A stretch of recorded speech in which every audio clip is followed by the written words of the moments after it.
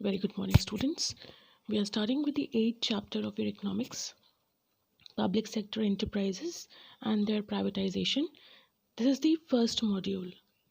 Now, before we start with what is this chapter all about, the first key concept that we need to understand is public sector. What is a public sector? Now, if I read it out, public sector is a portion of the economy composed by all levels of government and government controlled enterprises. It does not include private companies, voluntary organizations, and households. Public sector include public goods and government services such as military, law enforcement, infrastructure like public roads, bridges, tunnels, water supplies, sewers, electrical grids, telecommunications, etc. So basically, we understand that public sector is something which is taken care by the government. There is no role of private sector into it. If we talk about it in a bit detail, the PSUs in India, the PSUs is public sector units. A state-owned enterprise in India is called public sector undertakings or public sector enterprise. The company is owned by the Union Government of India, one of the many state, territorial government, or both.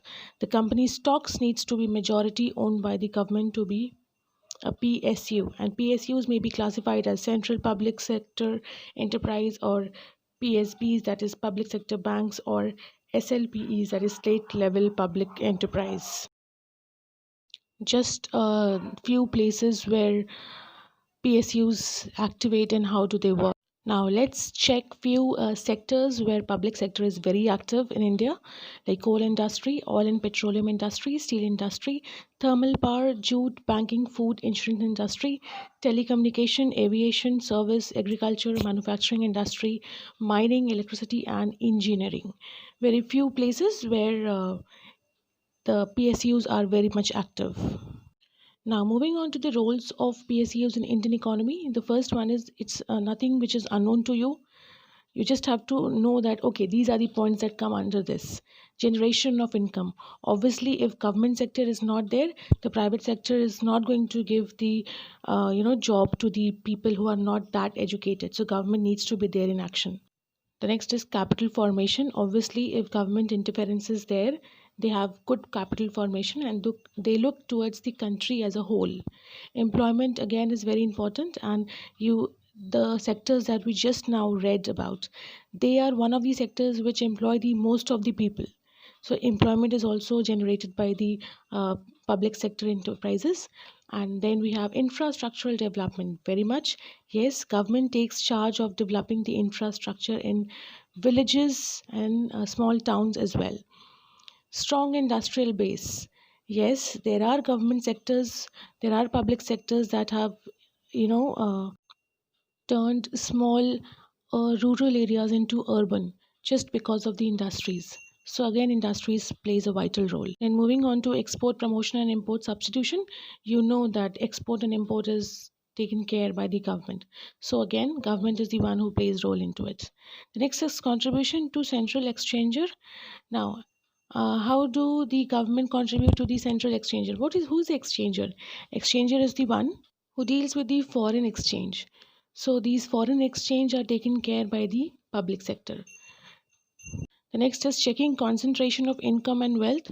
Now, again, it's a government duty and it's government responsibility to see that all the wealth and income is not concentrated in just the hands of the rich. It's also distributed to the poors. Even poors are getting employed and the salary and the money. And the last one is removal of regional disparities.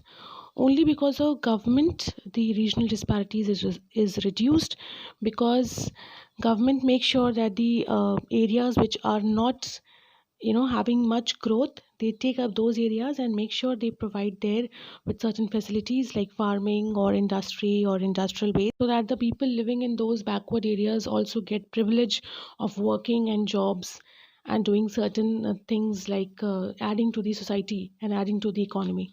So this is not taken up by private sectors. These things are looked after by the PSUs.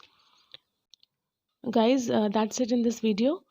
Just one more topic left in this video according to the reduced portion. I'm very much sticking to the reduced portion, so we are not having much to do. But yes, you need to go through the video and also through the book so that you understand. In your book there are in your book some 13 points are covered, but here I have picked up some the most easiest one, which is also not unknown to you and you can remember them very well. So please read the books parallelly for the better understanding and get the concepts clear, and wait for the next video. Thank you so much.